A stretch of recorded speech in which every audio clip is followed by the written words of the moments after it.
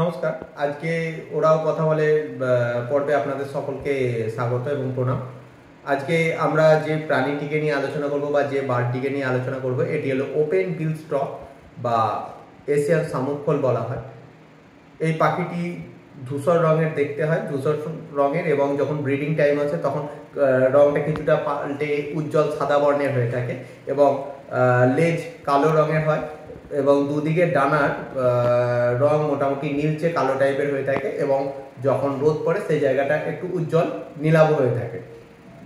এরা ব্রিডিংয়ের টাইমে একমাত্র সাদা ভাবটা একটু প্রকট হয়ে থাকে। শামুকফল যে নামটি হয়ে আছে সেটি কিন্তু তাদের খাদ্যের ওপরে নির্ভর করে, মানে এদের কিন্তু প্রধান খাবার, এরা যেরকম জলে নিমজ্জিত পোকামাকড় খেয়ে থাকে, উদ্ভিদ খেয়ে থাকে, ঠিক সেরকম কিন্তু জলে নিমজ্জিত শামুক এবং ঝিনুকও খেয়ে থাকে, যেটা হচ্ছে এদের প্রধান খাবার। এবং সাপ, ব্যাট, ছোট মাছ এগুলোও খেয়ে থাকে, কিন্তু এদের প্রধান খাবার হচ্ছে শামুক বা ঝিনুক, যেটাকে ভেঙে তার ভেতর থেকে মাংসটা এরা খেয়ে থাকে। এবং মোটামুটি এরা জলে নিমজ্জিত অবস্থা থেকে এরা শামুক ভেঙে তারপরে মুখটা জল থেকে ওপর দিকে তুলে তখন সেটাকে গিলে খায়।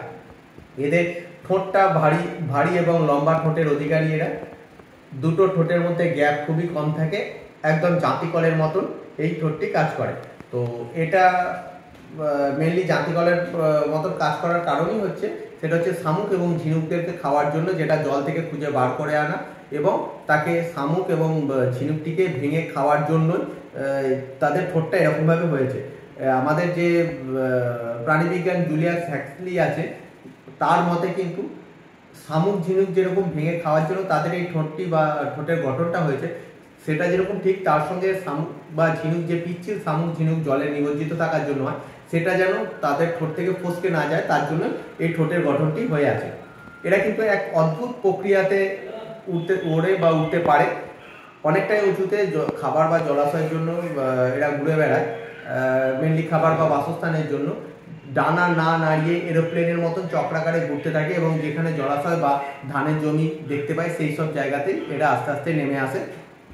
সাধারণত দক্ষিণ পূর্ব এশিয়ার প্রায় প্রত্যেকটা দেশে, ভারত, বাংলাদেশ, চীন, মায়ানমার, পাকিস্তান, সব জায়গাতেই কম বেশি দেখা যায়। শহর এলাকায় কম এবং গ্রামাঞ্চলে এদের বেশি দেখা যায়, যেখানে চাষবাস বা খাবারের যোগান যেখানে থাকে সামান্য। মোটামুটি এরা দলে বা ইয়েতে বাস করে, যখন খাবারের জন্য বাসস্থানে থাকে তখন দুটো কি চারটে বা তিনটে এইভাবে দেখতে পাওয়া যায়, কিন্তু যখন এরা রাত্রে থাকে কলোনি হিসাবে থাকে, প্রায় এক একটি দলে 20 থেকে 24টি মতনও থাকে এবং এরা জায়গা বিশেষে পানকৌড়ির সঙ্গেও কিন্তু এদেরকে থাকতে দেখা গেছে। এদের মোটামুটি ব্রিডিং টাইম হয়ে থাকে আপনার বর্ষার পরে, এই জুন জুলাই থেকে সেপ্টেম্বর অবধি হয়ে থাকে। এদের 3টে থেকে 4টে ডিম পেড়ে রাখে, বাসা তৈরি করে 5 থেকে 15 দিনের মধ্যে। মেল এবং ফিমেল দুজনে মিলেই করে, বাচ্চাও কিন্তু মেল ফিমেল পুরুষ স্ত্রী দুজনে মিলেই বড় করে। এবং এদের ওড়ার বিস্তার প্রায় 800 থেকে 1500 কিলোমিটারও কিন্তু উড়ে গেছে, সেই রেকর্ডও পাওয়া গেছে।